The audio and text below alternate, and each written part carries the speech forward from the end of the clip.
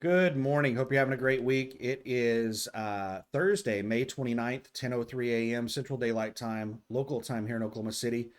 I thought it was Friday for some reason. I guess that's a good thing because now I have another day this week to find a load because brokers work bankers hours. So once we get to Friday afternoon, you're waiting the weekend until Monday to find a load. So before we start looking at the load board, let's flip over here and let's look at the number of active trucks. A couple of disclaimers because Landstar is a publicly traded company.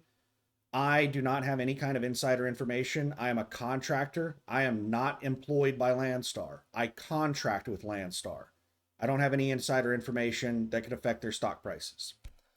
So what this page is this is a way to search for trucks. This is basically for agents to search for trucks. So they can put in like a zip code or something and find out, they can get a list of trucks that are within 50 miles of that zip code, and they'll sit there and cold call every one of them to try to move their crap load that they did a horrible job of negotiating a rate on. If they did a good job of negotiating a rate, they wouldn't be doing cold call sales to try to move it. And I try to explain that to agents whenever they cold call me. So we have 7,774 active trucks. What does that mean? Well, when I first started with Landstar in May or June, I can't remember exactly when. It was the summer of 2021. It's been almost exactly 5 years that I've been leased to Landstar. And when I first leased on, this number was over 13,000. This is not the number of total trucks. This is just the number of active trucks. So trucks that are out of service for whatever reason, they're over their 120-day inspection, their paperwork is not up to date, their medical card's not up to date. For whatever reason, they're out of service. They're not in this list. So this is not the total number of leased trucks. This is just the number of active trucks. It gives us a rough ballpark of how many trucks Landstar has. So like I'm not going to bust out a calculator and figure out the math on this, but this is like a 35 to 40% reduction in fleet size over the last couple of years. Now it has stabilized. We haven't seen massive, drops in the fleet size over the last 6 months or so, but last year we lost like a couple thousand trucks. It was like 1,000 trucks every 6 months. Well, we've been losing approximately 1,000 trucks every 6 months for the last couple of years, up until the last 6 months or so. And now it's kind of stabilized somewhere around 8,000. The fleet size is still shrinking a little bit, but not at anywhere near the pace that it was. And Landstar has really bad turnover. So there are constantly people leaving, and Landstar is constantly signing in new people. So we're having more people leave than we have lease in. So the freight market's still bad. Uh, so now let's look and see what the load board looks like. Let me pause this while I bring up the load board. All right, we'll go through here and we'll set parameters on this. I'm trying to remember, just a second here. My throat got really dry all of a sudden. I had to cough. I'm trying to remember the request that I had. I know somebody asked me about flatbed freight. Landstar has a decent amount of flatbed freight, but not a lot. I'll show you flatbed freight real quick. So let's just check the box for flatbed. Is there anything else that I should? Lowboy. Let's just do flatbed. Lowboy is kind of, let's not do that. Okay, so there's 6,640 flatbed loads. How many total loads are there? 76,000. That's actually pretty good. That's pretty high for Landstar right now. Landstar, back when we were at peak freight market, the total number of loads on Landstar's load board was approaching like 120,000 loads. And then when Russia invaded Ukraine and they did all those sanctions, Landstar's load board dropped immediately down to like 50, 60,000 loads. And I asked why. Why did that happen? And I was told that some of Landstar's largest brokers were in like Ukraine. They were people affected by the sanctions. They were like Russians or Ukrainians that were affected by the war or the sanctions. But anyway, let's not go into that because I don't know a lot of information on it. But ever since the Russia-Ukraine war broke out, Landstar's loadboard numbers dropped dramatically, and they've been slowly climbing back up. But 76,000 loads, that's one of the highest I've ever seen. Well, not ever. That I've seen since Russia-Ukraine war started. So let's do a minimum rate per mile of 2.8, $2.80 a mile. And let's see how many loads that gets rid of. That takes us down from 6,600 to 3,700. Now let's do a minimum of $1,000. And that gives us 2,750 loads. Let's take a look at them.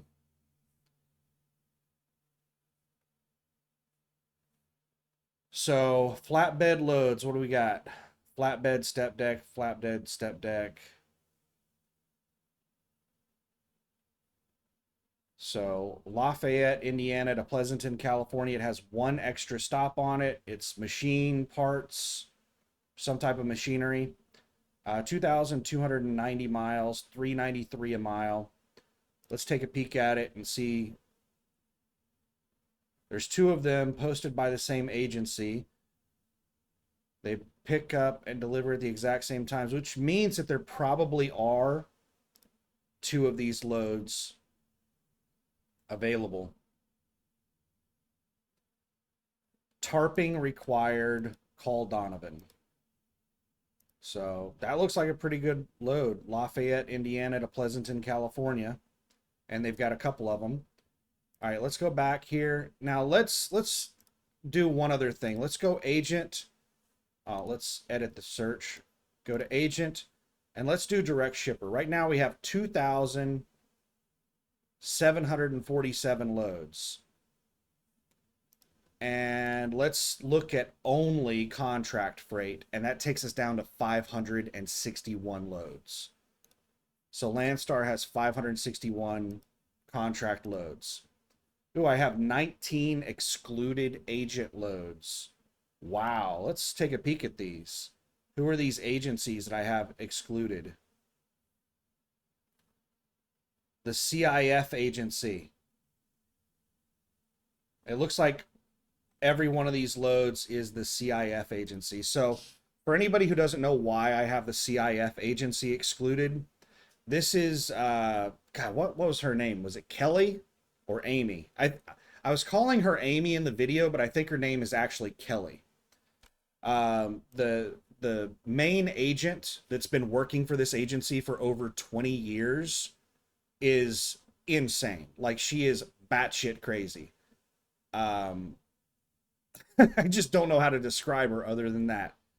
She, and I had people comment on my video where I had an issue with her, and I had other Landstar drivers respond to that video and be like, yeah, I had the exact same, situation with her. Like, I hung up on her because she just went crazy on the phone. Like, she's like lunatic. Like, but yeah, I will not haul a load for her or her agency. It's not her agency. She's just like a customer service rep at the agency, but she's like the main customer service rep that deals with most of the loads. And every time I've hauled a load for that agency, I've dealt with her, and I've had issues with. I've only hauled two. Well, I hauled one load for them, and then I booked another load, and it had issues, and I was trying to work through those issues, and she was just getting crazy over the phone. I was like, all right, let's just not do this load, and I canceled the load, and she lost her mind, and just. Like, I don't even know how to describe how, like, crazy she started acting. She started just making up all kinds of nonsense, and, like, it was really awkward. Really awkward. Extremely unprofessional. And, yeah, so all these excluded loads are with the CIF agency, and I don't care if they put a load up for $1 million a mile.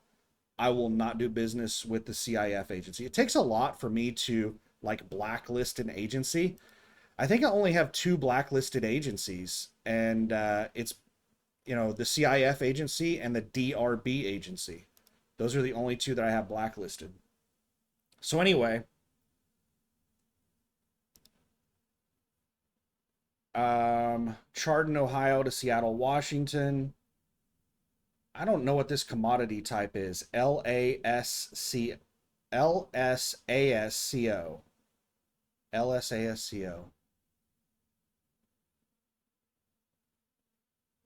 I have no idea what that is. I've never seen that before. That's Monticello or Monticello, Minnesota to Madison, Pennsylvania. $5 a mile, $4,500. Now, the prices that you see on here are full rate. We get a 65% of the line haul, 100% of the fuel surcharge. So we're not actually going to make $5 a mile on this load. We're going to make somewhere in the ballpark of like 70% of whatever you see on here. So if you see something for, $5 a mile, then we're going to make about $3.50 a mile on that. That's 70% of $5 is $3.50, I think, off the top of my head. So yeah, it looks like Gainesville, Texas to El Paso, 600 miles, 521 a mile, $3,200. I'm just gonna scroll through this really quick, and you can pause it and look at the loads if you want to. And these are just the contract loads. Landstar's load board is full of spot market loads that agencies repost onto Landstar's load board off of the spot market.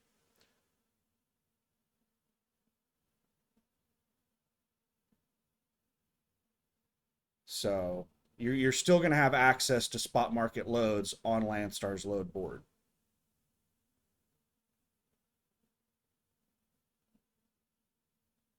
So this is just the contract stuff that you probably are not going to have access to on the spot market.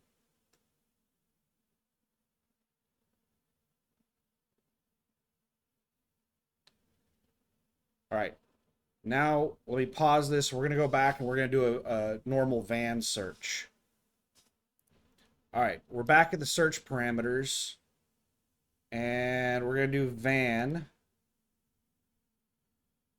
And we'll do specialized, needing power only. And we're going to do container. And we are at almost 65,000 loads.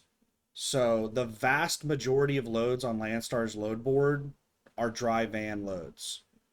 So Landstar is not the greatest place to be if you're not hauling dry van. But, there's a decent amount of flatbed loads on Landstar's load board. There are hardly any reefer loads, so I wouldn't come over to Landstar if you have a refrigerated trailer. Dry van is really what Landstar is all about. Now, they'll tell you in the orientation classes and stuff like that, that Landstar can haul anything. Landstar will tell you that we have pilots that we pay to just sit in and wait in case we have a load that needs to be moved by plane. Landstar can move anything, anywhere, with anything. They tell you that. Like, anything a customer needs moved, we are not just dry van. We will fly it. We'll move it by ship. We'll anything. Landstar will tell you that they can move anything. But really, they're a dry van company. If you're coming over here as a trucking company, dry van. If you're wanting to haul cars or refrigerated loads or anything else, Landstar is probably not a good place to be. All right, so max weight. I'm going to put the max weight at 45,000 pounds just so that we are not seeing any like overweight loads. I don't want to see specialized, oversized, overweight loads. So I don't want to see a load that's like 85,000 pounds that's paying $17 a mile. All right, origin. Let's look at Oklahoma City. And let's do a 250, let's do a 300-mile radius. That'll get Dallas, Fort Worth area, Oklahoma City, Fort Smith. It'll go all the way to Joplin. I don't know if it's going to hit Springfield. And I don't think it's going to get Kansas City. I think Kansas City is about 400 miles away. So this is mainly going to be Oklahoma City, Dallas, Fort Worth area. Destination, let's just leave that blank. Minimum rate per mile, 2.8. Wow, that got rid of a lot of loads. We went down from, what was that? 5,700 loads down to 700. We got rid of 5,000 loads. Like over 90% of the loads, around 90% of the loads just disappeared by putting a minimum rate per mile of 280 per mile. That's the full rate. We only get about 70% of that. Let's bust out the calculator. So 2.8 times 0.7, $1.96 a mile. So we're just looking at loads that pay the truck a minimum of $1.96 a mile, which isn't great. You can be profitable at that, but you're not going to do really well hauling loads at that rate. Minimum revenue, let's get rid of those loads that are like 280 a mile is not a good rate if the load's only going 10 miles. Are you going to haul a load for 28 bucks that's going 10 miles? No, that's stupid. So let's do a minimum revenue of $1,000. So at 70%, that's going to pay us 700 bucks. If somebody has a load to move, 100 miles, 700 bucks, that's not bad. I would do that. So these are very reasonable minimum thresholds on loads. And we're down to 281 loads. Let's see what we got. Let's take a peek at them. Oh, lots of Florida. I usually omit Florida from my search destinations because this is what happens on the load board is like 90% of your loads are going to Florida. So Edwardsville, Kansas to Miami, Florida, $3 a mile. This is a horrible load. For those people who don't know, Miami, Florida is way southern Florida. You're going to have to deadhead like 700 miles to get your next load. So realistically, this load is 1,400 miles. You can easily add 700 miles to that.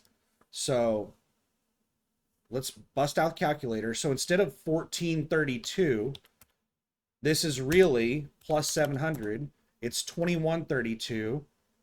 And it's paying, let's go with the higher rate. It's listed at two different rates. Let's go with the 4306.18. 4306.18.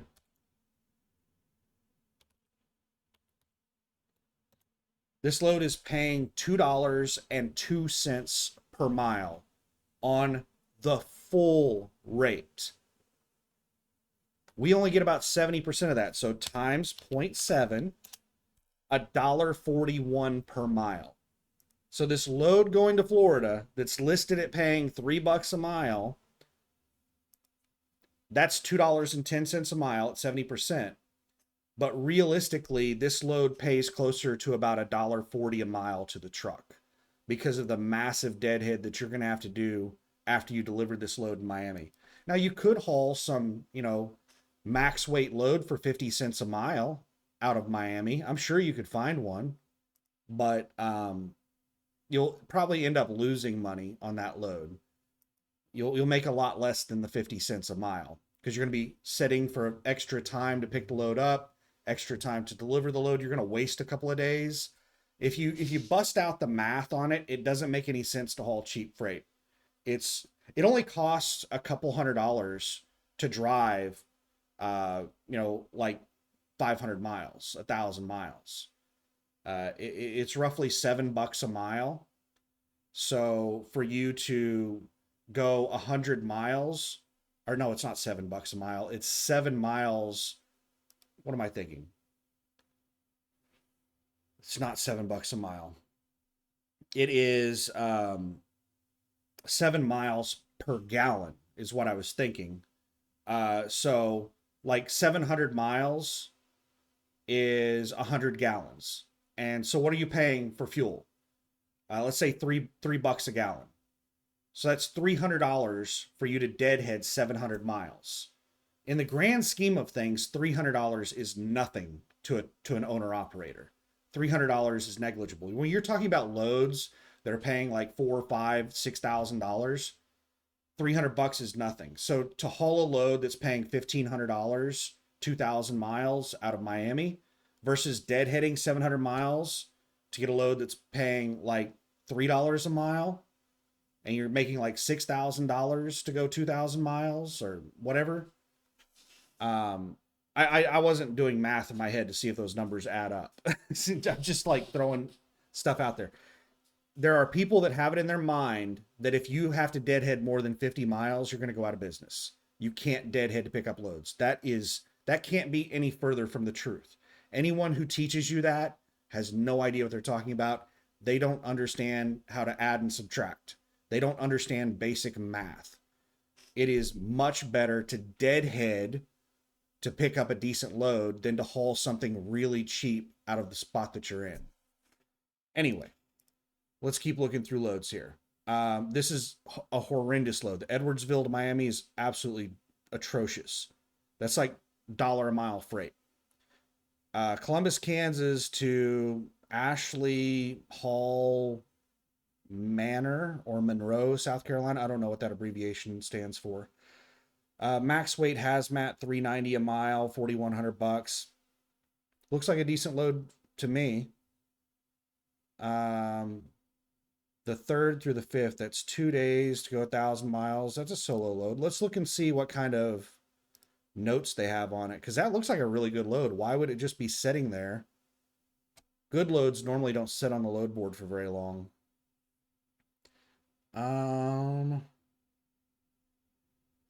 Nope, it's not a team load.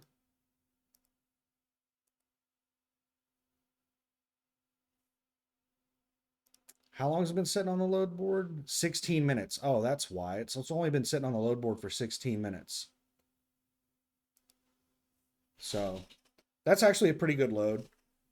But it is in Columbus, Kansas, which I'm not sure exactly where Columbus, Kansas is at. I'm not sure if that's near Kansas City or if it's in central Kansas or where exactly it's at, but that looks like a pretty good load. Dallas, Texas to Miami, Florida, $3 a mile. We've already talked about that. That's $1 a mile load. That's terrible. Grand Prairie is Dallas. Dallas to Salt Lake, $3 a mile. I would be willing to bet that this is the CGI agency. Let's take a peek at it. The SIA account. No, it's not. This is the VAM agency, VAM, which has the FedEx account. Tons of these loads. They've got one going out the 18th, 19th, 20th, 24th, 25th, 26th, 1st.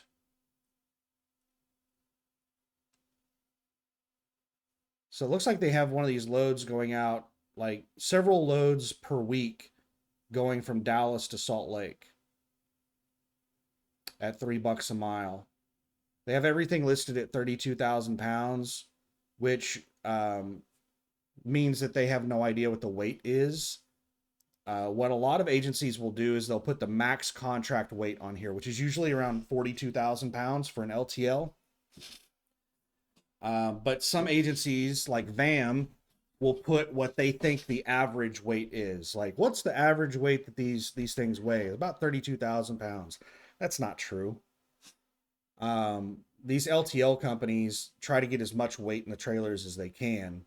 So they're usually, 35 to 40,000 pounds is average. So yeah, a whole bunch of those.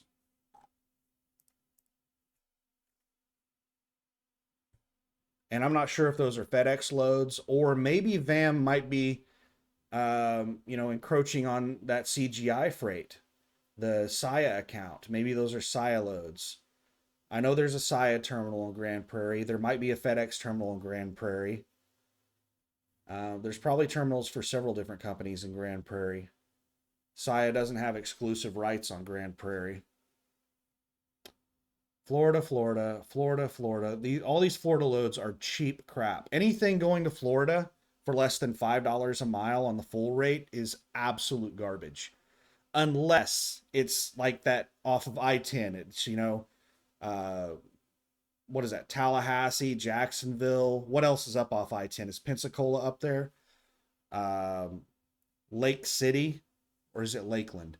I keep getting Lake City and Lakeland mixed up. I want to say Lake City is at the I-10 and what is it, 75 junction? And Lakeland is down in central Florida in between Orlando and Tampa, or vice versa. I get those two mixed up all the time. But yeah, something delivering to northern Florida off I-10 is not too bad. You can haul something there for less than $5 a mile and it's a decent load. But anything central or southern Florida, less than $5 a mile on the full rate is bad. Henderson, Oklahoma City to Henderson, Colorado. This, I'm 99% sure, is the CGI agency, the SIA account. This is not possible for a solo driver to do. The CGI agency has called me so many times trying to get me to haul this load, and I've told them no. I've had them call me like 5 times in a single day. They don't keep track of who they call, and Jimmy at the CGI agency just keeps calling me over and over again. I'm like, Jimmy, you've already called me like 3 times. Oh, I'm sorry about that. Bye. Hang up. And then he'll call me back again an hour later. That's how annoying these agents are. I think the only reason that CGI Jimmy is not calling me on this load is because I'm listed, according to Landstar, as being in Pueblo, Colorado right now. If Landstar had me listed as being in Oklahoma City, I would be getting tons of calls from agents. Let me pause this for a second. All right, sorry about that. We're back. Colorado is another bad destination. You're looking at approximately a 700-mile deadhead delivering a load in Colorado.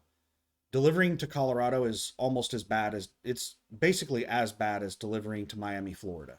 It's close to as bad as delivering to Miami, Florida. Dallas is the nearest good freight market from Denver. It's about 700 miles away. So the same goes for Denver loads. Denver and Miami, minimum $5 a mile on the full rate to even consider it. And even then, $5 a mile is not a good rate for Colorado. What do we got here? Dallas to Amarillo, hazmat, 20,000 pounds.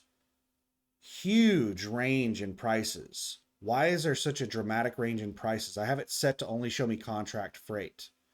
There shouldn't be a dramatic range in prices.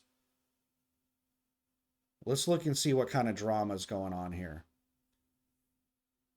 Multiple different agencies.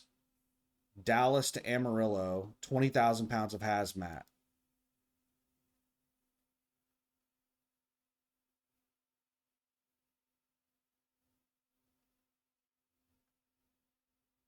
Four different agencies have this supposedly same load listed.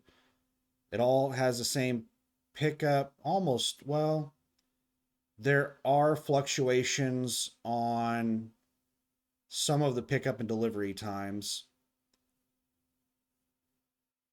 Let's take a peek at them and see what kind of notes we got. Landstar's janky loadboard loading up. All right. HCY agency has no notes. Let's go to number 2.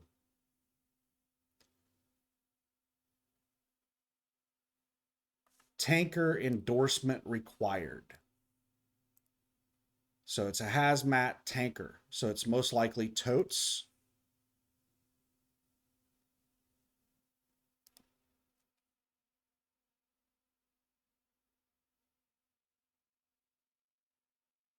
Direct shipper, no. What?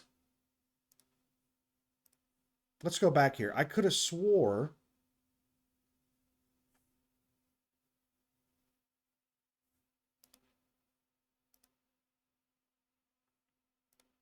that I changed direct shipper. Oh, we did a brand new search and I forgot to switch it over to direct shipper.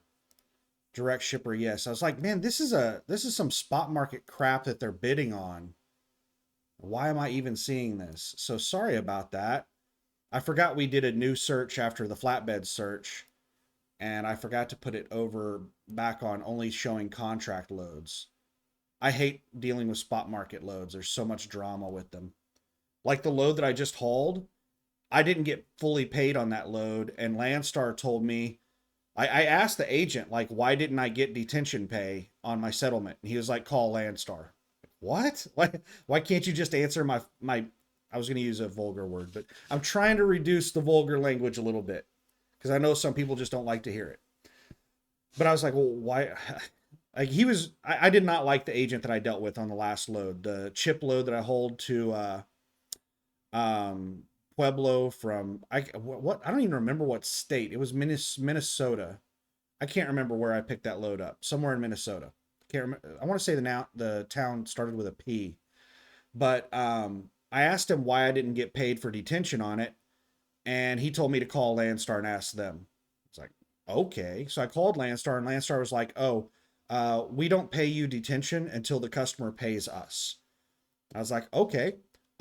Why couldn't the agent just tell me that? Why did they make me have to call you? And he was like, Landstar was like, I don't know. I think the agent was just being lazy. Like, all right. And so that was it. So the Landstar told me it could take a month or more for me to get paid for the detention pay. I had $240 of detention pay on that load. But that's the kind of crap you deal with these agents that work off the spot market. They're generally the agents that just repost spot market loads are not good agents. Otherwise, they'd have their own damn contract freight. So let's see. Florida. We the Columbus, South Carolina, Columbus, Kansas to Charleston, South Carolina looked like a decent load. The Oklahoma City to Henderson, Colorado. It's listed as 616 miles. I've already talked about this one. This one is impossible for a solo driver to deliver.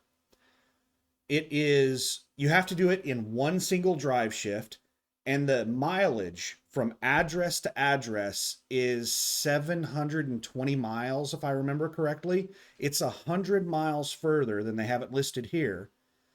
The 616 miles is if you like take dirt roads in a straight line between Oklahoma City and Denver. But if you take highways and interstates, it's 720 miles address to address.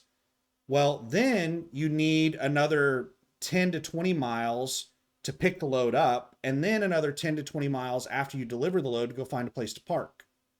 So you need at least an extra hour of drive time on top of the, delivery, just getting from point A to point B. You need an extra hour to go pick the load up and get out of their yard. So even if you were sitting at their terminal and you had your entire drive time to just go from point A to point B, 720 miles in a single drive shift is impossible to do unless you're breaking the speed limit basically, because the speed limit for trucks is not over 70 miles per hour. And you would need to have about a 75 mile per hour. You need to be driving about 75 miles per hour to be able to make this delivery, because you can't have an average speed of 75 if you're going 75. You're going to lose speed on hills. You're going to, you have to get up to speed. You have to get down to speed. You're going to be driving, at 20 miles per hour in, whenever you get off the interstate to pick the load up or deliver the load. So if you're driving 75, you will be lucky if you can maintain an average speed of 70. And 70 miles per hour over the course of an entire 11-hour drive shift, a 70 mile per hour average is 770 miles. So you would basically, if you broke the speed limit and you drove 75 instead of 70, which is the speed limit, then you might be able to deliver it on time. But the load is basically not legal. A solo driver can't deliver this load legally. They would have to lie on their logs or speed or both. And CGI has a lot of SIA loads that are like that, because the way SIA schedules these loads is for LTL drivers. And LTL drivers just go from terminal to terminal. Whenever they deliver the load at the terminal, they don't have to worry about going and finding a parking spot afterward. They just hop in their personal vehicle and go home. And the same goes for picking the load up. So Saya schedules these loads as if we're LTL drivers, and we're not. We need time um, on the front and the back end of the load to get in and out of the terminal because we're not coming in and out with our personal vehicles off the clock. Anyway, enough ranting and raving about Saya and their idiotic scheduling. They have absolutely insane expectations on their loads. Most of their loads that are listed as solo are impossible solo. They're team loads. But they're being cheap and listing them as solo loads. Kansas City to Dallas. One extra stop on it, $5 a mile. Power only. Power only loads, a lot of the time they'll pay a premium because you have to deal with a bunch of drama on power only loads. You generally are not going to want to mess with power only loads at Landstar because you have to give up your trailer to do a power only load, and then you have to contact trailer utilization to get another trailer. And trailer utilization is an absolute nightmare to deal with at Landstar. You do not want to interact with trailer utilization. They are extremely, like, you don't want, if they were an agency, I would have blacklisted them a long time ago. I try to avoid dealing with them as much as possible. So the extra stop is in Dallas. So you're going from Kansas City and doing 2 drops in Dallas. Live show staging is the description. Live show staging. I don't know what that is. It's a power only load. Commodity is building materials. Live show staging. So that doesn't make any sense. So you're probably bringing in like stands or some type of materials to set up some kind of temporary show, and you're going to be dropping it in 2 different spots, probably really close together. Oh, you know what it probably is that you're going to be delivering the crap out of the trailer in one location, and then your second stop is going to be you dropping the trailer off somewhere. So you're going to take the trailer off of the convention center property or the show property, and then you're going to drop the trailer off in a secure parking area somewhere. So that's probably what the second drop is just dropping off the trailer somewhere after you deliver the load. But yeah, avoid power only loads because you could be sitting around for 2 or 3 weeks trying to get a trailer from Landstar Trailer Utilization, and they may have you deadhead, 700 miles to Denver to get a trailer, and then you're going to have to deadhead 700 more miles to get back to Dallas to get a load. So, I mean, you could have like a 1,400-mile deadhead and be sitting around for 2 or 3 weeks if you give up your trailer at Landstar. So power only loads, not something you want to do unless you're on some kind of dedicated run at Landstar.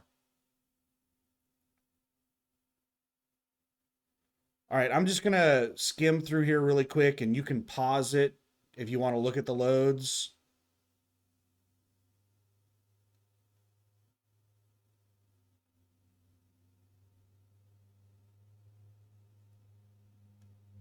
And that's it. Let's search by revenue and just see what the biggest paying load is. We got, oh my goodness, 4-minute old load. Springdale, Arkansas to Calgary Point, New York.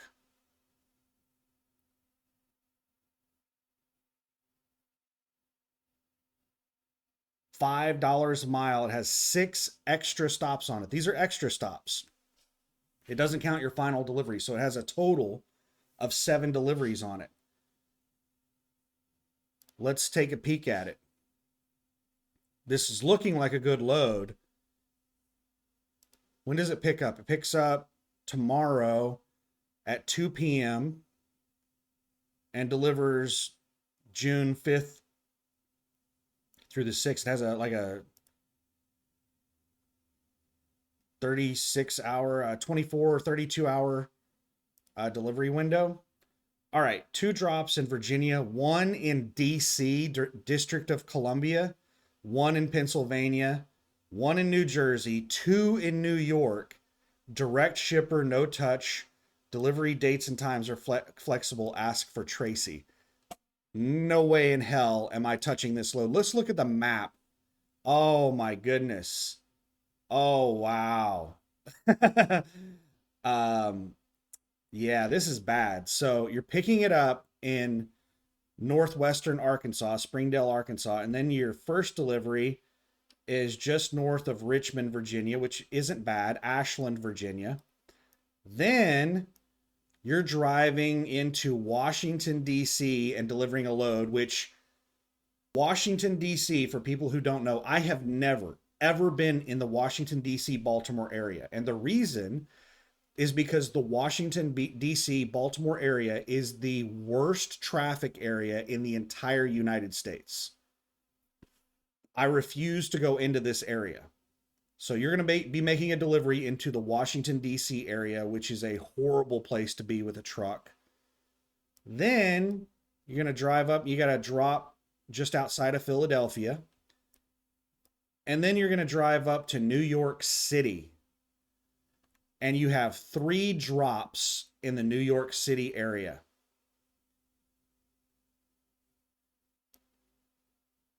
So this has several places that I refuse to go.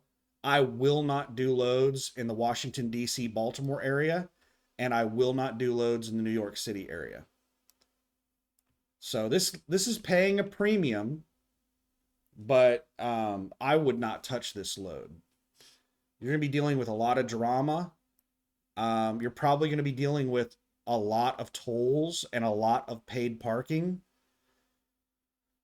Tremendous amount of traffic, and your risk of getting into an accident driving into these insane traffic areas is extremely high. So yeah, I would not touch this load.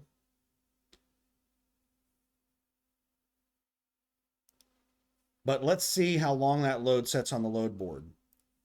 Let's refresh really quick and see if it's still there. Yep, it's still there. We'll check back on it as we're scrolling through the board and see how long it takes. I bet you money somebody takes that load pretty quick just because of how much money it's paying. But one thing I will say is that as Landstar's fleet size has shrunk, most of the bad drivers are gone. Like used to, I would see really horrendous loads pop up on the load board, and then they would get covered. They'd be gone in a matter of a couple of minutes. I'd be like, somebody booked that load? But I don't see that as often as I used to. A couple of years ago, back when we had a lot of drivers leased on at Landstar, I think a lot of them didn't really know what they were doing, and they were booking really bad loads just because the rate per mile was high. So we'll see. We'll see how long this one sits here. If this one's sitting here 30, 45 minutes from now, then it shows you that there's a lot of drivers out there that understand the loads. You look at a lot more than just the rate per mile on a load. Let's refresh really quick. Still sitting there after 9 minutes. All right, Dallas to New York, $3.23 a mile. Let's look and see where in New York this one's delivering. I've delivered to New York, but nowhere near New York City. There's a huge difference between New York City and the rest of New York. Oh, wow. Oh, let's zoom in on this. Is this one like, oh yeah, this is really bad New York City. Like, I've never been to the New York City area. It's one of the places I refuse to go. But I've been told that any delivery that you do that's out on this island, this is a bad place to be with a truck, is out on this island over here. And this is basically Queens, Jamaica, New York. This is like the place where you do not want to go in New York City in a truck.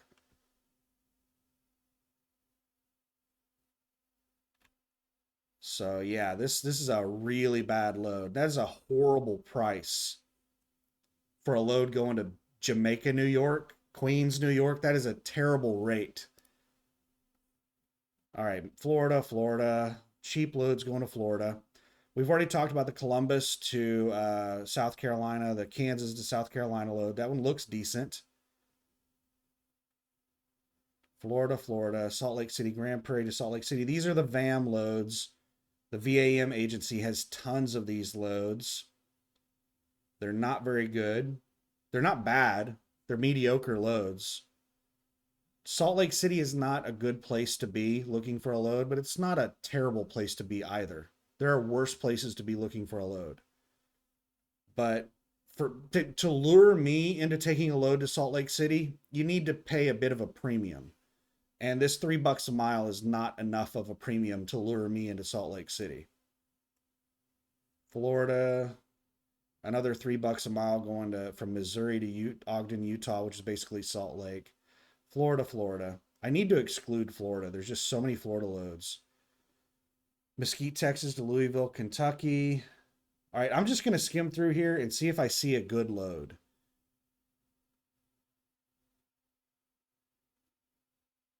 Something that like I would be interested in booking.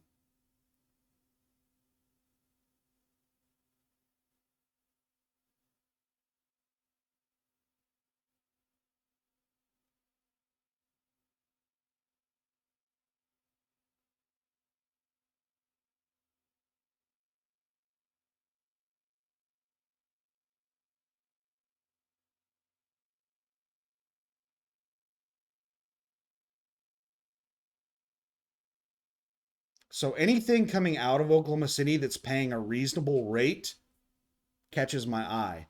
We have this Oklahoma City to Bossier City, Louisiana, 5,000 pounds of electronics paying $350 a mile, $1,400. That looks decent, but we have this VNLG, the trailer type. VNLG is van with lift gate. DLG is, I don't know what DLG is. Let's go up here real quick. No, it'll reset the search if I do that. Let's go ahead and look at this real quick. See what the details are on this. It appears that it needs a lift gate. So it's highly specialized load. Requirements: 15 E-track ratchet straps, 15 quilted blankets, and a lift gate. So yeah, can't do that load. Let me pause this for a second while I look up what DLG stands for, because these agents don't know what these acronyms stand for, and they'll start just like selecting all kinds of weird acronyms because they think that maybe that's what it is. So let me pause this and see what this is that they selected. All right, finally found it. It doesn't appear that they chose something at random. Expedited with liftgate is DLG. So it's expedited with liftgate. So to find it, I had to go through here. Like, see, whenever you select one, it tells you what the acronym for it is. 1-ton van is BCV. How in the hell does that equate to 1-ton van? So yeah, a lot of these acronyms are not easy to tell what they are. Cargo van with liftgate is BLG. So anyway, back over here.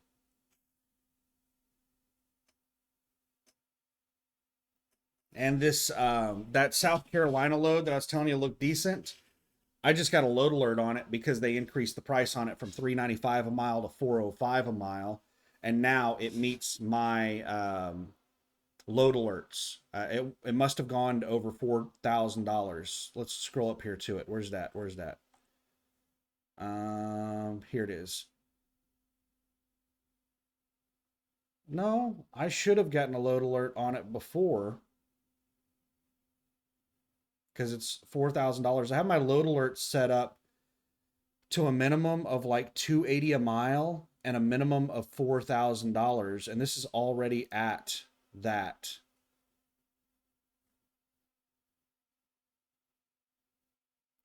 Why in the world did I not get a load alert on this earlier?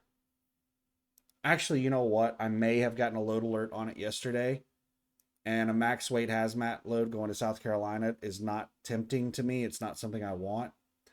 But they just increased that to 405 a mile. So let's refresh this. The New York load's gone.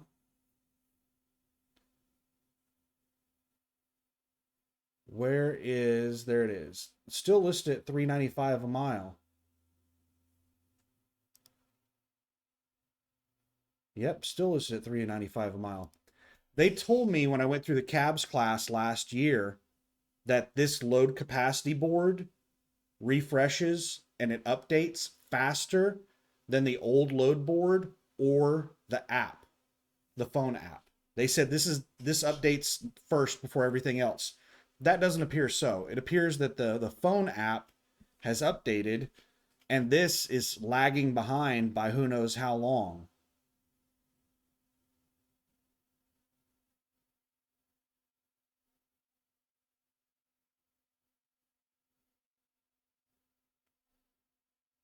Both of those New York loads are gone.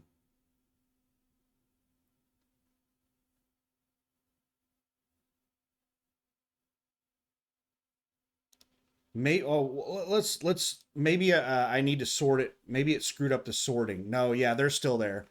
So whenever I came back, it changed the way the loads were sorted.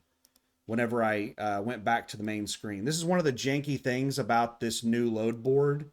It's really frustrating to use this new load board. It is just, I'm pretty sure that this is an Oracle app, and I've worked for companies that used Oracle apps.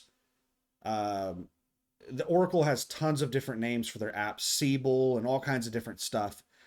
And basically, it's just they have this core application, and then they advertise that they can customize it to your business's needs.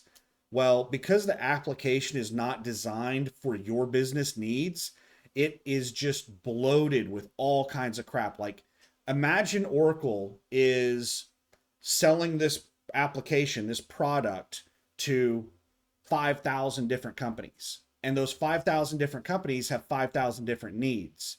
And they're all telling Oracle, this is what I need in the application. So Oracle keeps adding on more and more and more and more features. That sounds great, right? More features is better, right? No, it's not. To have something purpose built for your specific needs that's streamlined, that's efficient, is ideal. To have something that's bloated to where it can do 5,000 things that you don't need it to do, that's the reason this thing runs like complete ass, is because it's most likely an Oracle application that is modified to work for Landstar. And it's just, it really reminds me of the Siebel application that I used at a previous job. And I'm pretty sure that's what it is. I'm pretty sure this is something, you know what, is there like a help button here or something? Let me pause this while I click on some menu buttons. When I did that, it blanked out my search. I couldn't find, I was looking for like an about section where it would tell me like who the real manufacturer of this is. But having used Oracle products, this really feels like an Oracle product. But anyway, all right, let's do a new search. We'll select van, containers, and specialized power only.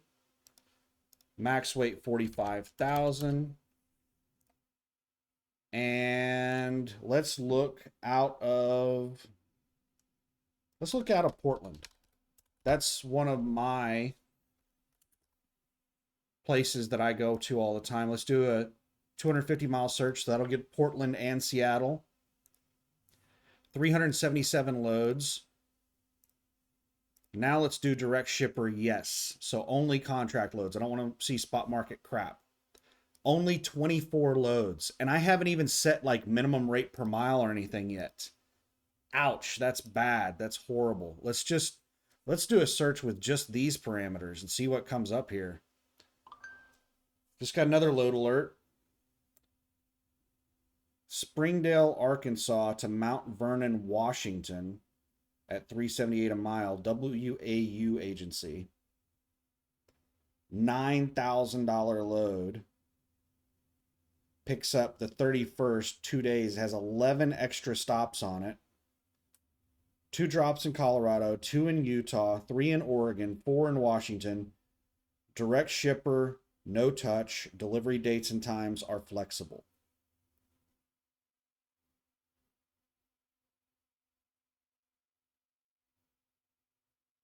That is tempting. Metals. Its commodity code is metals. The WAU agency. So I'm sure that there's some Landstar driver listening to this that knows exactly what this load is. I don't think it's a cabinet load because the cabinet load wouldn't, I don't think it would be metals.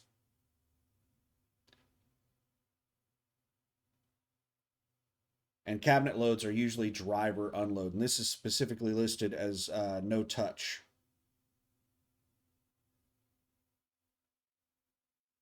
That load is not going to set on the load board for very long. Any load that gets me to thinking about calling on it, that's not going to set on the load board. If it crosses my threshold to where I'm interested in it, it's not going to set on the load board for very long. So let's refresh this. Oh, we're looking in Portland. I was about to say, oh, it's not showing up. All right, let's skim through these Portland loads really quick. $1.85 a mile. Again, we only get about 70% of what you see here. So $1.85 is horrendous. Flatbed, power only step deck, Blaine, Washington to Aberdeen, Washington, max weight hazmat. What?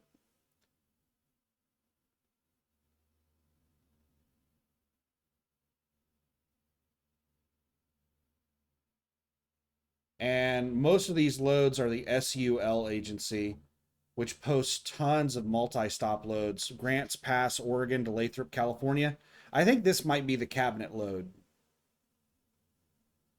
I think that might be what it is, the SUL agency. Let's take a look at one of their loads and see if it says driver assist, because it pisses me off that these Landstar agents think that if you're just unloading something to the back of the trailer and you're not like going and putting it away in the building, that's just a driver assist.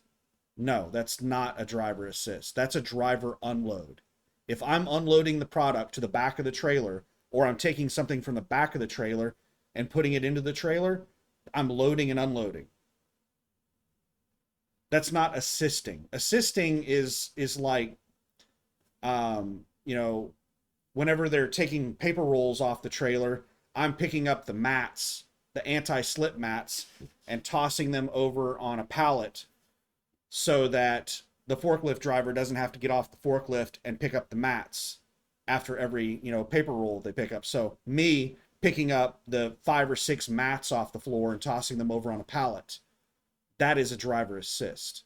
That's the Landstar agents have, that's one of the reasons I don't touch freight at Landstar, is because not only do they not consider driver unloading as unloading, they consider it as assisting.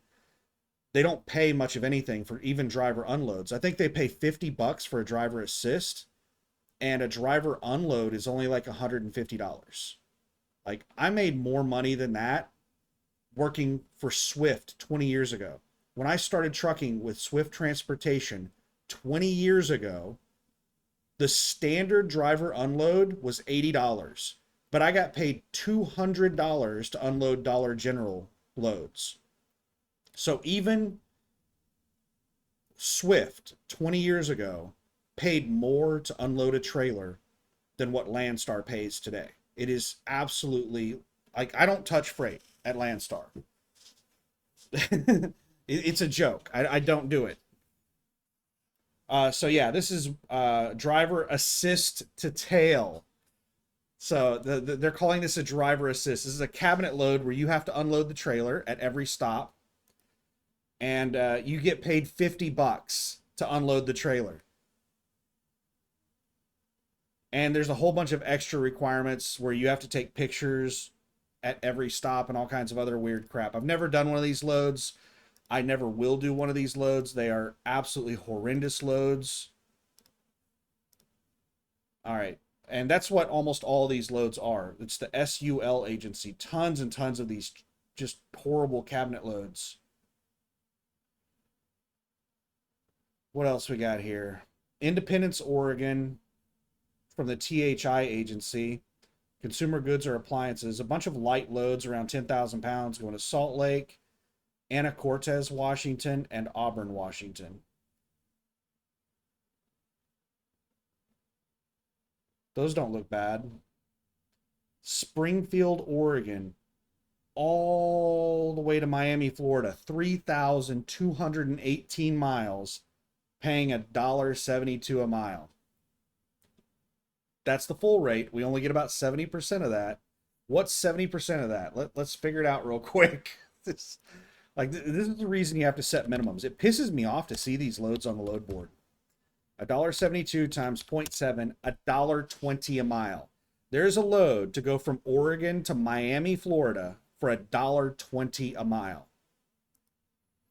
It just pisses you off to see agents negotiating rates like this.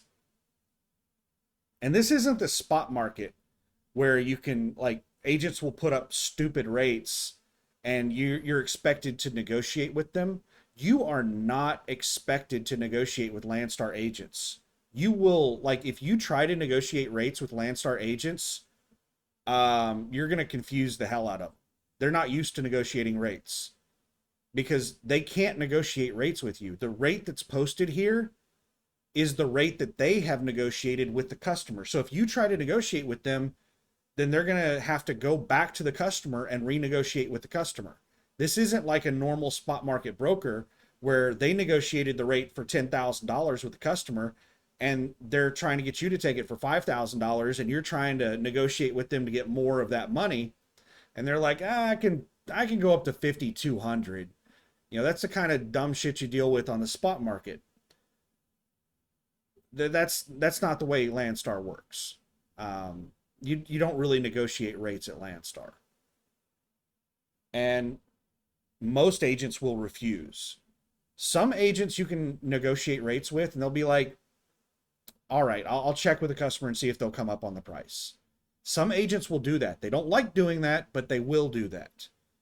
Others will just flat out refuse and be like, no, that's the rate. That's the contract rate. We can't change it. Because a lot of the people that you deal with, that you interact with at Landstar when you're booking these loads, you're just dealing with some really bottom level person. And there's like 2 or 3 levels until you get to the actual agent that negotiated the rate. So like you're not negotiating rates at Landstar. So whenever you see some crap that's $1.50 a mile on Landstar's load board, that's what they negotiated it to with the customer. That's not just what they're trying to move it at like a spot market load.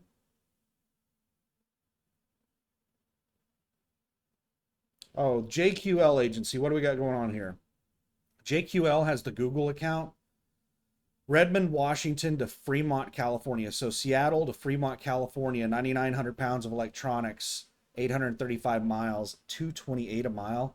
This is something that is annoying about the Google account is that there's no consistency with the rates. Some of the rates are phenomenal. Like I've hauled loads coming out of Portland that were paying like $5 a mile on the Google account, which is extremely high for the Portland area. And then other times they have stuff listed at like $1.50 a mile. You're like, what, like, where do you guys come up with these rates? Like, you just throwing darts at a board on these rates. What's going on here? So Portland to Spokane, power only, TOWY, TOWY is tow away, which is basically the same thing as power only, or van. 35,000 building materials, 2 extra stops on it, $7.27 a mile, $2,500. Not something that I would haul, but it looks interesting. I'm just like curious as to what it is. Let's take a peek at it. Power only, pulling customer trailer, strict timing, must track on trucker tools. So you have to install some app, some third-party app, so that the customer can track you, something called trucker tools. Either that or they're referring to the Landstar app as trucker tools, because the Landstar app has tracking on it. If tracking is enabled, then anybody with access to the Landstar app tracking can track me when I'm under a load. It's just, I have it turned on all the time. It's not something I have to enable. It's just running all the time on my phone. So you're going from Portland to Spokane to Spokane. What? So my guess is that the first stop is you picking up the trailer somewhere. Then you're taking the trailer somewhere else, picking up a load. Then you're going to Spokane, delivering the load, and then you're going and taking the trailer over somewhere and dropping it. That's what I'm guessing the 2 extra stops are. So you're picking up the trailer in Portland and then going somewhere else to pick up a load in Portland, then delivering the load in Spokane, and then dropping the trailer somewhere else in Spokane. That's my guess. That's not like bad, the amount of money that they're paying, but you're dealing with that power only load where you might be sitting around for 3 weeks to get another trailer. However, I've been told that Landstar has tons of trailers sitting around in the Pacific Northwest. So you should be able to easily find a trailer up in the Pacific Northwest. That's what trailer utilization told me. Because like I was asking trailer utilization why in the hell they're stealing my trailer from me and why am I having to sit around for 3 weeks to get another trailer? Like Landstar's fleet size is almost shrunk in half. You should have like 5,000 extra trailers sitting around. Why do you need to take my trailer from me? And they're telling me it's just because I'm in an area where they need a lot of trailers. And I was like, well, where are all of these 5,000 excess trailers sitting? And they said, well, the Pacific Northwest. Now, they weren't that clear on it. It's frustrating to communicate with them. But that's basically what they told me. All right, Mesquite, Texas to Roanoke, North Carolina. 13 extra stops. Picks up tomorrow. I need to set like a stop limit. I don't want to set a stop limit on my load alerts. I don't do multi-stop loads. I'll do them, but like I don't like doing these like 37 stop loads. But I have done multi-stop loads where there's just like 1 or 2 extra stops on it. No big deal. I've done a couple of them. And the main reason I don't exclude these multi-stop loads is if like some kind of tour pops up on the board. They'll list those tours with like every stop on the tour. And it'll be like a 2-3 month long load. And typically, like, you don't see many of those on the load board anymore. You used to see those on Landstar's load board all the time. I hardly ever see show loads on the board. You know what? Let's look for them. Let's go back over here to available loads, and we're not going to set anything except minimum revenue. We're going to set it at, let's set it at $8,000 and see, it takes us down to 96 loads. Used to, whenever I'd set it at like $8,000, oh my goodness, there would be like hundreds of loads. But let's see what we got here. I suspect that most of these loads are going to be oversized, overweight.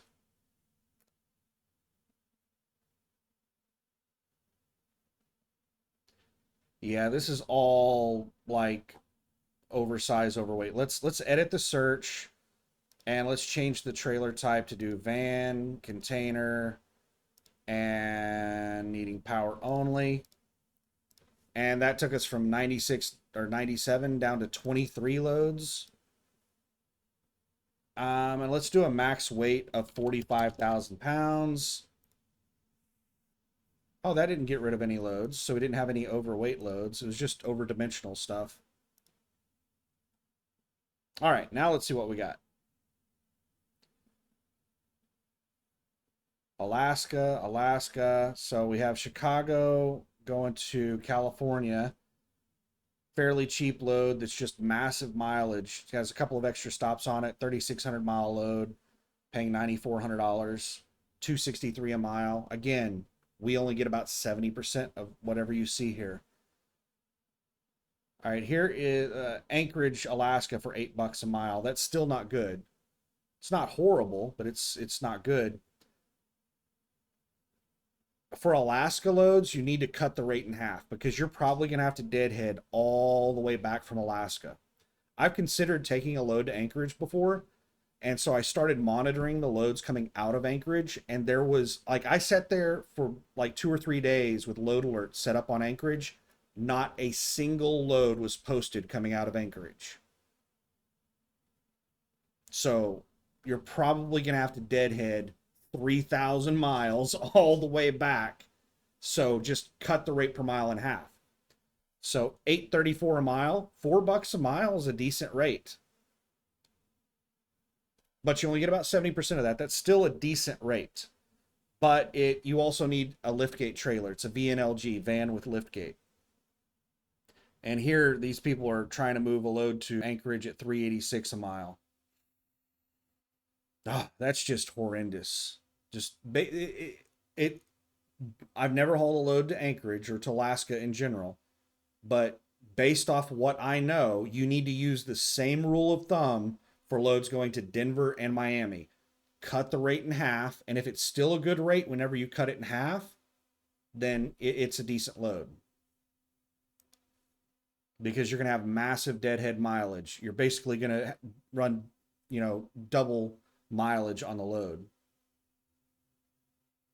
All right, Mercedes, Texas to Cuyahoga Falls, Ohio. $289 a mile, $342 a mile. Ville Platte, Louisiana to Searcy, Arkansas. $342 a mile. 2 extra stops on it. That looks like a good load.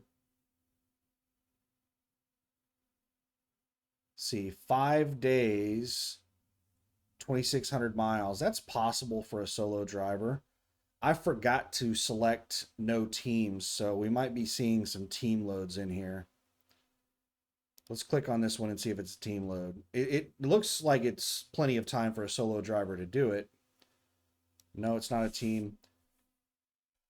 For detailed information about the load, call me. That is a huge red flag. Because you could put that detailed information right here in the comment instead of putting in to call you for detailed information. That tells me that there's some gotchas on this load and they don't want to put it here. They want you to call them so that they can try to talk you into taking the load. This is just sales and marketing tactics. It's really shady. Just trying to generate leads, trying to get that phone call.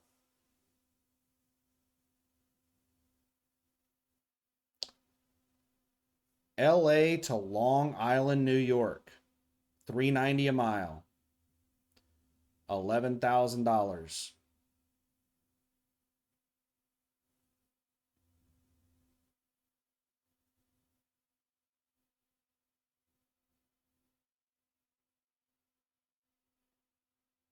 And I think this is the one we were looking at earlier. Yeah, it's the Springdale, Arkansas to Calgary Point, New York that has like 6 extra stops on it where you're going into you have a stop in Washington, D.C., and then you're going to like Jamaica, New York, and a couple other places in New York City. I'm surprised this load is still sitting on the load board. It's been sitting there for 45 minutes. And if this would have been a couple of years ago at Landstar, whenever we had all the noobs that didn't understand what a good load was and a bad load was, there is no way this load would have sat on the load board for this long. Someone would have booked this load already. But whenever I see bad loads like this, that somebody who doesn't know what a good load or a bad load is, they're just looking at how much the load pays and the rate per mile. Those people would normally be booking these loads within a couple of minutes. For a load like this to be sitting there that is deceptively bad, like it looks like a good load, but it's not, this tells me that the drivers that are left at Landstar right now are most likely veteran drivers that know what in the hell they're doing. I would say the majority of drivers at Landstar now are good drivers that know what they're doing. They understand what a good load is. They understand what a bad load is. And I'm not seeing these deceptive loads, these really bad loads that to somebody that doesn't know any better would look good. I'm not seeing these loads disappear off the load board in a couple of minutes like I used to. Whoa, wow, this one looks good. San Diego, California to Lansing, Michigan. Auto part load. Here's another one. There's two of them. These look amazing. San Diego to Lansing, Michigan, and another one to Spring Hill, Tennessee. Two auto part loads by the same agency, paying $5 a mile, going from San Diego to Lansing and San Diego to Spring Hill, Tennessee. They've been sitting on the load board for 2 hours. What? What? No comments on the load. 35,000 pounds. Oh, team load. Yes, it requires a team. So it picks up on the 29th and delivers on the 31st. So it picks up today by 6 p.m. in San Diego. So I'm guessing, yeah, both of these are like pick up on the 29th and deliver on the 31st. So these are team loads.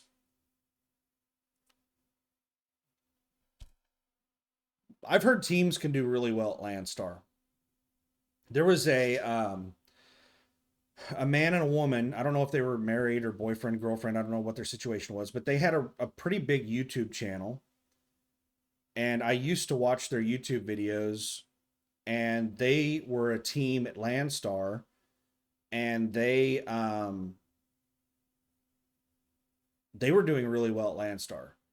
They said that they were on a dedicated contract where they were making $500,000 a year, if I remember correctly. This is a couple years ago, and they had their contract terminated at Landstar. They were doing a dedicated run, and if I remember correctly, they said they were making $500,000 a year on that dedicated. That is amazing. And they had their contract terminated because they got an apartment and they were parking their truck along the roadway at the entrance to the apartment complex.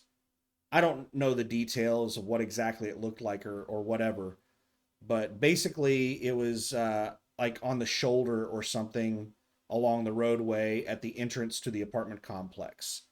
They were parking along the side of the road.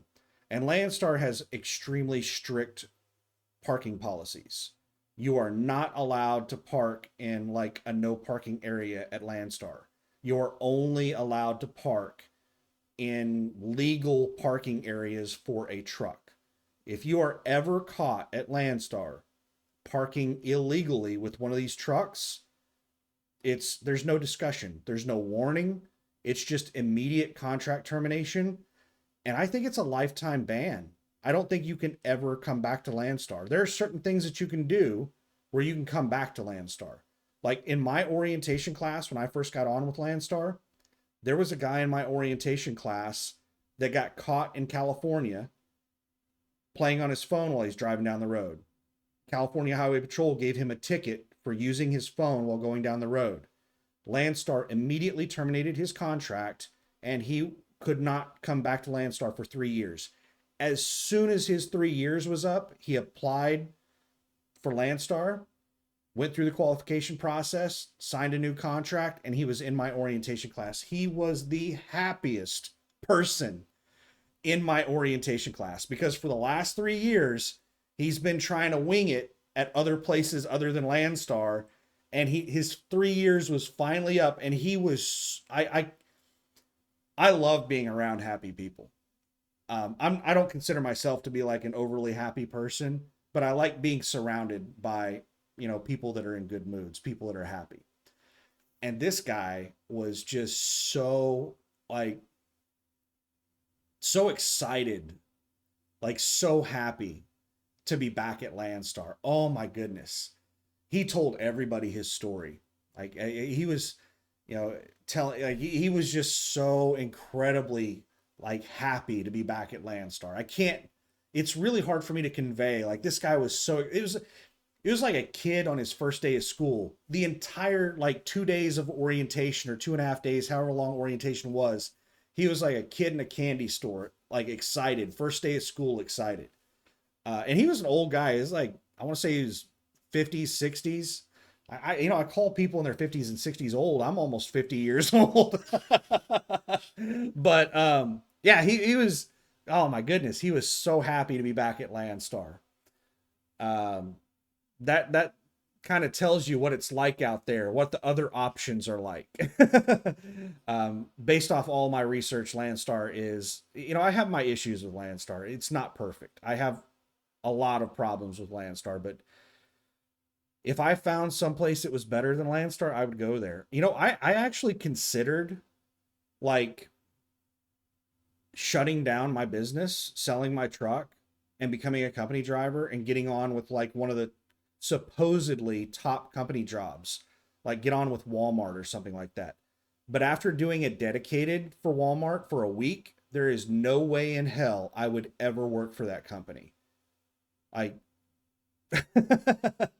no, Walmart was hideous. Like their shop was horrible to work with. Like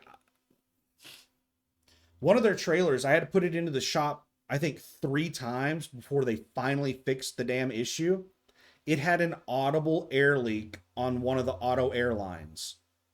And the idiot mechanic that they kept assigning to me couldn't hear the air leak or couldn't find it. I had to go back there after the third time. They finally sent out another mechanic after the third time because I was pissed.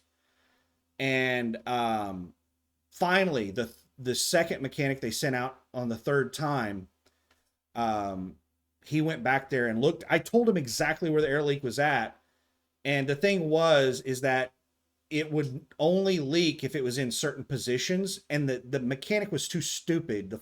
The first mechanic I dealt with was too stupid to understand this premise. The second mechanic went back there and grabbed a hold of it and wiggled it around, and whenever you moved it around, you could hear it leaking. But whenever you let go of it and it just dropped back into its normal position, it would stop leaking. So it depended on like what position the tire was in, whether, anyway, that was just one of the many issues that I dealt with Walmart. Also their like staff that you have to deal with. Oh my goodness. The office people are so high and mighty. They look down on the drivers like they're second class citizens. The way a few of them talk to me, oh my goodness. Like I try to be a really nice person when I'm dealing with customers because I see them as customers. When I was, doing that dedicated with Walmart, everyone I interacted with, I treated like they were my customer. And, yes, sir, no, sir. I'm a really nice person. I'm not an asshole. I try not to be. And like I'm being like overly nice to them and they're just rude, like talking down to me like I'm some like way beneath them and I'm really dumb. Yeah, it's yeah, it's that makes me not want to go become a company driver. If that's supposedly one of the top companies is Walmart, I don't want to deal with that crap. And it wasn't just at one terminal. What all terminals did I deal with? I dealt with the Sanger terminal, north side of Dallas, the Sanger Distribution Center, and I also dealt with the one down around. I think I dealt with San Antonio, and maybe also Houston. I'm not sure. I dealt with at least two different terminals, maybe three. Actually, yeah, there was another terminal in southern Oklahoma that I dealt with. The one that I dealt with in southern Oklahoma, they were actually really cool. That was the only one I dealt with, but that was like the smallest terminal I dealt with, and that was the one that was really cool. All the other ones I dealt with, it seemed like the bigger the distribution center was, the more arrogant they were. But the small distribution center that I worked with in southern Oklahoma, I can't remember the name of the town in Oklahoma. Let me pull it up real quick. Let me Google map it. Yeah, I think this is the one. It's in Pauls Valley, Oklahoma. And it was, oh, what's the name of that company? Is it Crete? I think it was Crete. Um, Crete was, they had the contract for this distribution center. So Crete was basically, oh yeah, right there it is, Crete Carrier Corporation. So like the people I dealt with, the yard dogs and stuff like that, they were all Crete people. And there was some Crete person riding around in a golf cart, and he rolled up to me while I was doing my drop and hook, and he was just wanting to chat with me for what reason I don't know, but he came over to chat with me, and apparently there was some really high level Walmart person, some lady that was supposedly over like Walmart trucking. She was like the top person in Walmart trucking, or really really high up. She was like 150 yards away from me, and she had one of her lackeys there with a drone, and they were like getting some kind of footage for a commercial or some kind of training video or something. And that guy in the golf cart was basically coming over to warn me that that was a really high up person at Walmart, some high level executive in that car down there. And he was, trying to make sure I didn't get in trouble, because if she saw me doing something I wasn't supposed to be doing, then like I would get in really big trouble. So yeah, he sat there the entire time I was doing my drop and hook, chit chatting with me, telling me about the Crete contract and all the stuff that was going on around there. He was a supervisor or something with Crete. I don't know. I can't remember all the details, but I'm not sure if that happens to other people a lot, but that's something that happens to me a lot, is people want to come up and talk to me all the time. Do I just have that kind of face to where people just want to come up and say hi to me? Because I have people just walk up, want to chat with me all the time. Maybe it's because I make eye contact with them whenever I see them or something. I don't know what the deal is. Maybe this happens to everybody. I don't know. But I have people like come up to me all the time. So anyway, where were we at? We're skimming through here on the load board. And I mean, there's some decent loads out here, but in general,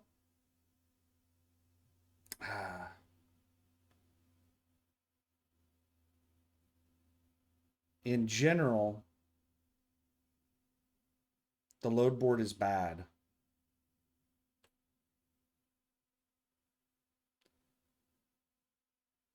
All right, let's see if that New York load is still, where are we at? I don't even know what we're searching. We're just searching for loads over $8,000. What other criteria do I have set? I don't know. I think we're just looking for van loads over $8,000. So where is that? Let's sort by price, by total revenue. And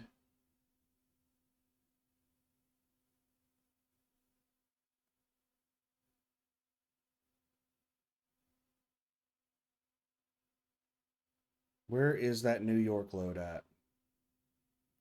There were two New York loads.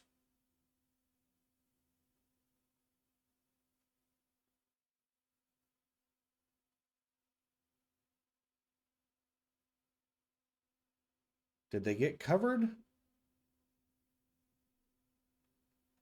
No, no, that's Los Angeles to Long Island. That's not the one.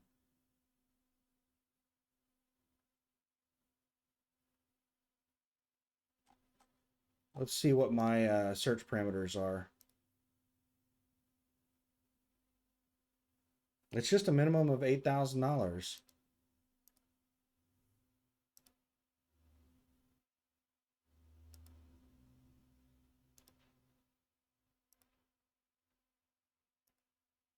Team, no.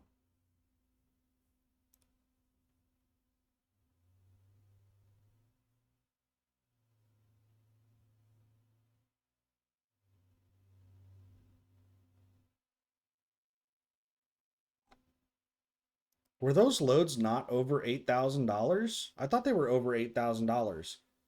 Let's edit the search. Let's look for Oklahoma City. You know what? Speaking of Oklahoma City, I think there's a playoff game tonight. I'm not really big into sports. I used to be big into sports a long time ago when I played sports back in high school, but I lost interest in sports almost immediately after getting out of high school. When I stopped playing sports, I just like immediately lost interest in sports. I've tried really hard to like watch sports and I just can't do it. But I'm gonna try to watch the Thunder playoff game tonight if there is one. Maybe it was last night. I don't know. The Thunder are like, I think they're in the finals. Let me pause this real quick and look and see what the NBA bracket is. All right, so it looks like the game was last night, and the Thunder won 124 to 94 over the Timberwolves. So they beat the Timberwolves in a 7-game series, 4-1. So Oklahoma City Thunder has progressed to the final, the championship game. Um, and the Knicks and the Pacers are playing tonight. And if Indiana wins, then they will progress to the championship game. But if the Knicks win, then they're going to play another game. They're going to keep playing until somebody wins 4 games. Right now, Indiana leads the series 3 games to 1. So Indiana just needs to win 1 game, and New York needs to win 3 in a row. So Oklahoma City Thunder are playing either the Pacers or the Knicks in the NBA championship, which I think gives the Oklahoma City Thunder a really, really good chance of winning the NBA championship. I don't, like I said, I haven't really been following sports very much in the last 20 something years. But what little I know about the NBA, the Oklahoma City Thunder are a very dominant team. And it looks like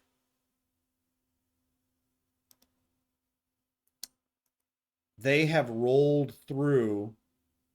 I'm really surprised that most of these series are like 4-1. They weren't really close. The Nuggets, the Oklahoma City won that series 4 games to 3. It came down to game 7, Oklahoma City against Denver.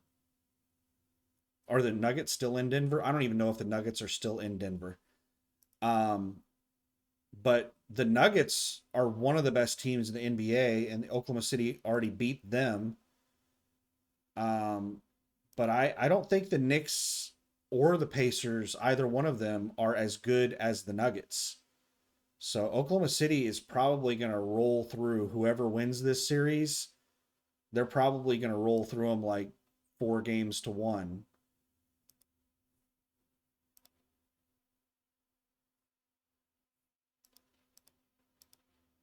But yeah, it looks like no playoff game tonight. It's tomorrow night.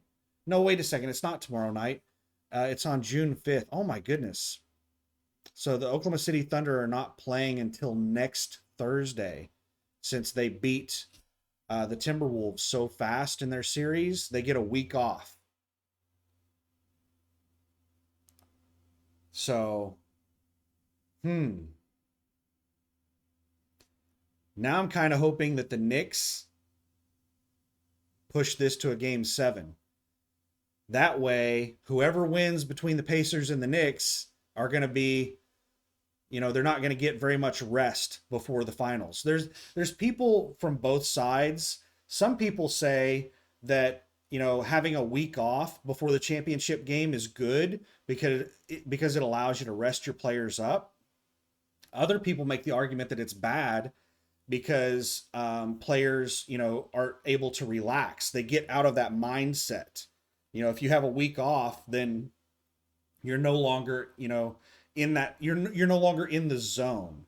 And for anybody who has never played competitive sports, whenever you're like playing competitive sports, you get into a zone. Like you like I don't know how to describe it, but you just like playing a pickup game, just screwing around, just playing a pickup game at some random court somewhere, you generally are not going to like get in the zone doing something like that. It's only whenever you're like participating in like do or die competitive sports that like you go to another level. Your adrenaline goes to another level and you just like enter the zone. Like in basketball, I would get to the point where as soon as like before the ball even left my finger, I knew whether or not it was going in. Before like I could like you would everything would slow down and you could feel and hear and everything. And I could tell by the way I was releasing the ball whether or not it was going to go in. Like it was just so some people make the argument that time off is good, and some people make the argument that time off is bad. I think what it boils down to is the condition of your players and the health of your players. Like, do you have a bunch of players that have lingering injuries? Then time off is going to be good for them. If all your players are really healthy, then just like one single day off before the game is going to be plenty for them. But if they have muscle tears and stuff like that, then like 3 days off would be really good. It doesn't take very long for muscles to heal. Like I'm not talking about full blown muscle tears, but like whenever you work out, it only take like basically you're just ripping muscle whenever you're working out, you're tearing muscle. So and it only takes like 3 days for that to repair. So I don't know. Do I want the Pacers to win and have a week off? Or do I want the Knicks to push it to a game 7? I don't know. I would have to go and look and see what the health of the players is like. If the players are really unhealthy on both teams, then go to game 7. All right. This is not an NBA video. So let's get back and we'll do one more location. Let's look at, oh my goodness, where do we want to look for loads coming out of? I talk about Florida all the time, Miami. Let me just show you what I'm talking about. Miami, Florida, search for loads. Not a single load pulled up. We have the minimum revenue set at $8,000. Let's remove the minimum revenue. And we have it at 0 miles. Let's set it at 100 miles around Miami. There are 277 loads. Direct shipper. You know what? Let's just look at everything. Let's look at, you know what? Real quick, let's just see how many contract loads there are. There's 277 total loads. 24 contract loads. Let's look at those contract loads real quick. We're not setting any kind of minimum rates or rate per mile or anything. So Miami to Seattle, 3,200 mile load paying $1.82 to $2.07 a mile. It is a heavy hazmat load. Here's a max weight load going from Deerfield Beach, Florida to Deerfield Beach, Florida. A round trip load, 80 miles, paying $570 a mile, $450. 500-mile load paying $1.26 a mile, $217 a mile, $276 a mile, $217 a mile. These are mainly a bunch of short runs.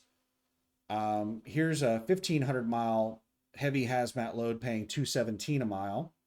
Remember, we only get about 70% of whatever you're seeing here.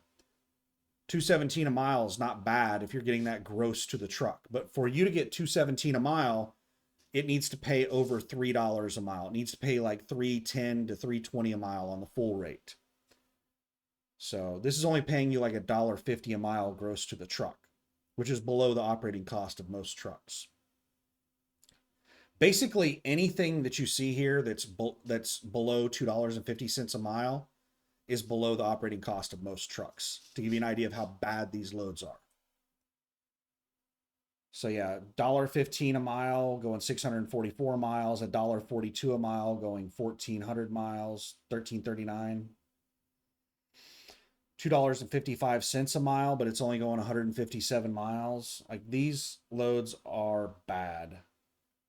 None of these loads are good. These are all bad loads. Like really, really bad loads. Yeah, all these loads are really bad. So now let's look at all of the loads, but let's put in some minimum rates per mile. Let's put in a minimum of $2.50 a mile. So that got rid of like 230 of the 280 loads. Let's see what we got.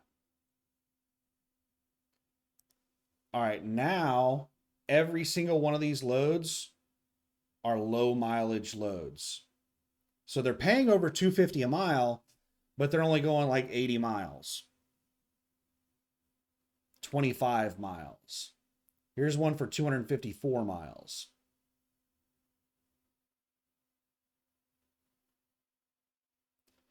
So let's sort them by total pay, highest paying loads.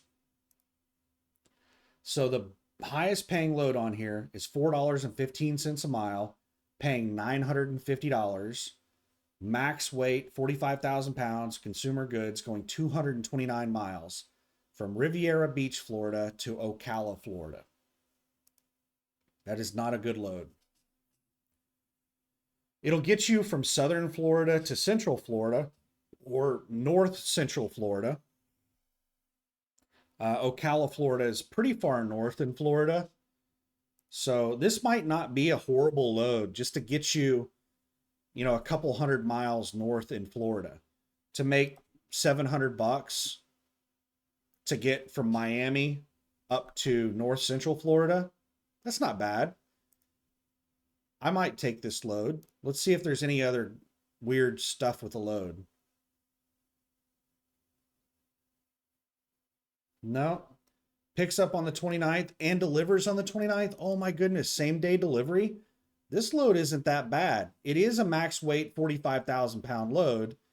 I would have to talk with them about the weight because I don't think I could actually haul 45,000 pounds of weight. So I would have to find out what the exact weight, because this is a made up number. They don't know how much it weighs. So I would have to find out exactly how much it weighs to see if I could even haul this load. But yeah, this is actually a pretty good load for the Miami area. This will get you out of Miami up to Ocala, which is, north central Florida. So that's not bad at all. Same day load, make about $650 gross to the truck instead of deadheading, 300 miles, you get paid $650 to go that, 300-mile distance. That is not bad for the Miami area. Not bad at all. But that is the only decent load I'm really seeing on here.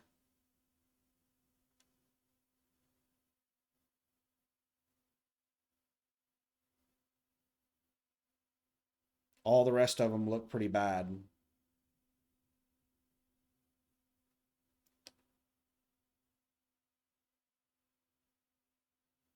Let's look at the comments on this one. See what it is. It's a really short 30-mile hazmat load. No, no comments. I would love to find some short load like this, like in the Oklahoma City area, where it's just like 30 miles and they have it on like a dedicated run where you're just doing like 2 of these loads a day and they're paying like $500 per load, where I'm making $350 gross to the truck per load. So it'd be like $700 per day gross to the truck, just driving like 60 miles a day. That would be awesome. You wouldn't make a lot of money doing that. If you're doing it 5 days a week, that'd be like $3,500 a week gross to the truck. That's not great money, but I could make a good living off of that. And it's, home daily, weekends off. Like that sounds pretty awesome. And you're not traveling more than like 30 miles away from town, I would love to find a load like that. But anyway, we should wrap this up because we're getting upwards of 2 hours now. And as I don't know if you can hear the phone, but I'm getting almost no load alerts. I've gotten like one or two load alerts while we've been sitting here, and they've been weird loads, multi-stop loads and stuff like that that normally I wouldn't even. I have my load alert filters set pretty low because if I set my load alerts up where I normally set them at, I would not get any load alerts at all.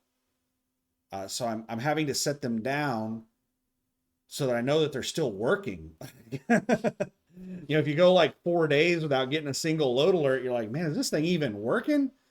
So I keep it set up to a threshold a little below what I'll actually take. That way I know that I'm, still getting load alerts. But I'm hoping Dawn posts a load going to Portland, Terrell, Texas to Portland, the Maddox account. I'm hoping Dawn throws another one of those loads up. She put some up a couple weeks ago before I got home. But I haven't seen one since then. She hasn't posted one since, she posted some while I was in Pueblo, but they were picking up, right as soon as I got home. And she hasn't posted anything since then. So I'm hoping something gets posted today or tomorrow. I would like to get back out over the road pretty quick. I would like to be back out over the road Monday. That'd be awesome. That would be perfect. Give me enough time to do a grocery order and get the truck packed up and get ready to go. Give me a couple of days to get, everything ready to go. But we'll wait and see. But anyway, that's it for this video. And I was thinking about talking about, the freight market and the economy and the tariffs and, all the rest of that stuff. But that's another video. But what I will say is that we're getting a lot of volatility with the tariff discussion. It's actually looking really bad for the tariffs right now. Negotiations that we thought were going well are not going well. And I've heard rumor that our discussions with China are going really bad. So bad that we may unsuspend the tariffs. Like right now, the majority of the tariffs against China are suspended while we negotiate. If those negotiations collapse, that 90-day pause on tariffs, that 90-day suspension, we may just end it abruptly. So what I'm thinking is going through the heads of business, decision makers right now. I think that they are wanting to get as much product moved as they possibly can while the tariffs are close to what they were. Because it's not looking like they're going to get any better anytime soon. It's looking like they could potentially get much, much, much, much worse at any second. So I'm expecting that there's going to be a minor freight boom while businesses are getting as much product in as possible while the tariffs are at a reasonable, like the tariffs are still higher than normal, but they're at a reasonable price right now. They're not like crazy levels. They're just a little bit above normal. And I think businesses are going to just try to get as much product in right now as possible, but it takes time. It's not going to have an impact on the freight market immediately. There's going to be a 2 to 4 week lag. So I'm expecting that freight is just going to climb and climb and climb over the next few weeks, month, however long we have this, little lull in the tariffs. I think we're going to see a miniature freight boom, but don't expect rates to go up because brokers are going to suppress rates. Customers and brokers want the rates down as low as possible. So they're going to suppress the rates as long as they can.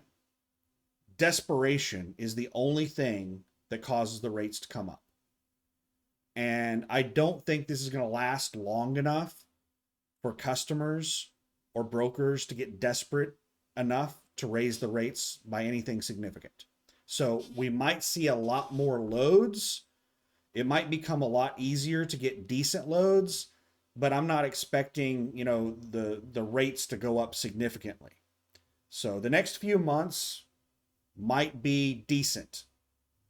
But anyway, that's a whole other video. This is a load board video, but we'll whenever I get back out over the road, I'll do a driving video and I'll rant and rave and ramble about my thoughts on the economy and the freight market and aliens and World War and all the rest of the crazy nonsense going on. So I hope you're having a great week, and I hope I find a load here today or tomorrow, and I hope I'm back out over the road next week. So have a good one. Bye.